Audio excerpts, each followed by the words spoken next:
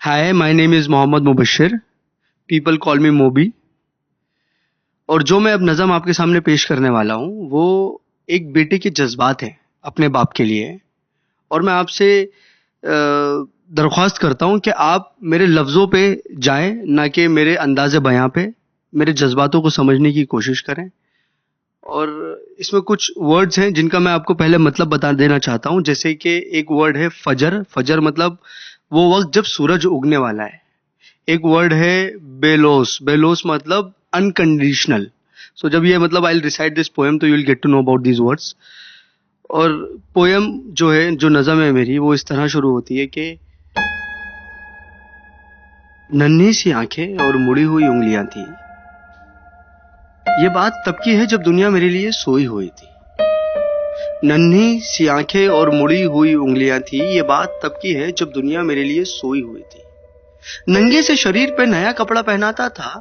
ईद वीद की समझ न थी पर फिर भी मेरे साथ मनाता था। घर में खाने के वांदे थे पर एफडी में पैसा जुड़ रहा था। और उसके खुद के सपने अधूरे थे पर मेरे लिए बुन रहा था। ये बात तब की थी जब दुनिया मेरे लिए सोई हुई थी। वक्त कटा, साल बढ़ा, पर तब भी सब अनजान था। मैं फिर भी उसकी जान था।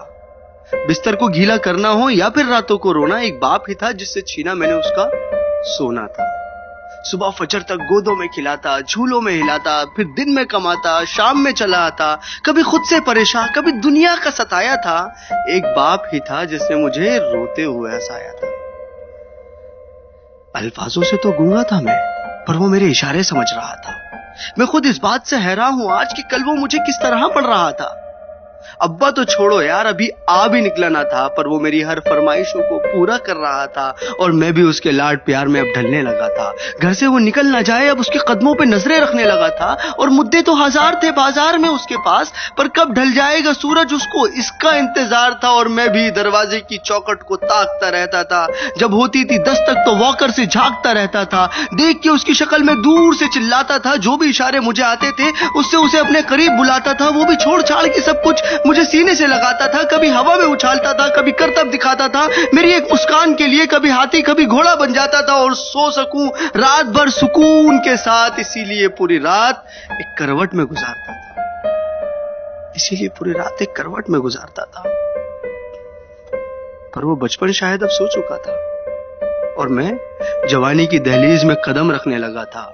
उसकी कुर्बानी को उसका फर्ज समझने लगा था। चाहे वो फिर खुद बिना पंखे के सोना हो, या मुझे हवा में सुलाना, या फिर ईद का वो खुद पुराना कपड़ा पहनना हो और मुझे नया पहनाना, या तपते हुए बुखार में वो ठंडे माथे पे रखी हुई पट्टियां हो, या मेरी हर जिद के आगे झुक जाना। वो बचपन था, वो गुजर गया। वो रिश्ता था, वो सिकुड़ गया। और मैं उस कुर्बानी के बोझ को उठा नहीं पाया। इसीलिए वो शहर में कहीं दूर छोड़ आया। नया शहर था। नए शहर की हवा मुझ पे चढ़ने लगी थी। अपने बाप की हर नसीहत मुझे एक बचपना लगने लगी थी। काम जो मिल गया था, पैसा जो आने लगा था, क्या जरूरत है बाप को, ये सोच मुझ में पलने लगी थी। और उधर मेरा बाप बेचैन था मेरी याद में कि कुछ रोज तो घर आजा बेटा, बस यही था उसकी फरियाद में। और मैं उससे हिसाब लेने लगा था जो दुनिया का कर्जदार बन चुका था। क्या जरूरत है तुम्हें अब्बू इतने पैसे की, अब ये सवाल करने लगा था। अब घड़ी का कांटा फिर पलट चुका था। कल तक मैं किसी का बेटा था, आज किसी का बाप बन चुका था। और हसरतों का स्वेटर मैं भी बुनने लगा था। कल क्या करेगा मेरा बेटा, मैं भी यही सोचने लगा था। अब दुनिया में ना उससे कोई आगे था, ना कोई अपना था, सब पराया था, बस वही एक सपना था। तब मुझ में एक जज्बात उमड़ने लगा था, जिस जज्बात से मैं हमेशा अनजान था कि कल क्या गुजरी होगी मेरे बाप पे। अब मुझे ये समझ आने लगा था। बेलोस मोहब्बत की मूरत होता है बाप, जो लफ्जों में ना बुना जाए और कलमों से जो ना लिखा जाए, वो होता है बाप। जो रोते हुए को हंसा दे और खुद को माजूर बना के तुम्हें खड़ा कर दे, वो होता है बाप। और ये एक मैसेज पूरी आवाम के लिए कि एक रोज तुम्हें एहसास जरूर होगा कि मसरूफ तुम थे, उम्र दराज वो होगा। एक रोज तुम्हें एहसास जरूर होगा कि मसरूफ तुम थे, उम्र दराज वो होगा। जिसकी उंगली का सहारा पकड़ के चला करते थे, आज वही छड़ी का तलबगार होगा। और जिसके सदके में जी रहे हो आज, कल वो ना रहे तो क्या होगा। पर अभी वक्त बचा है कुछ खास तुम्हारे पास। तब तक जब तक बाप का साया तुम्हारे साथ होगा और जन्नत के तलबगार हो तो सीने से लगा लेना, क्योंकि वही कल जन्नत का सरदार होगा।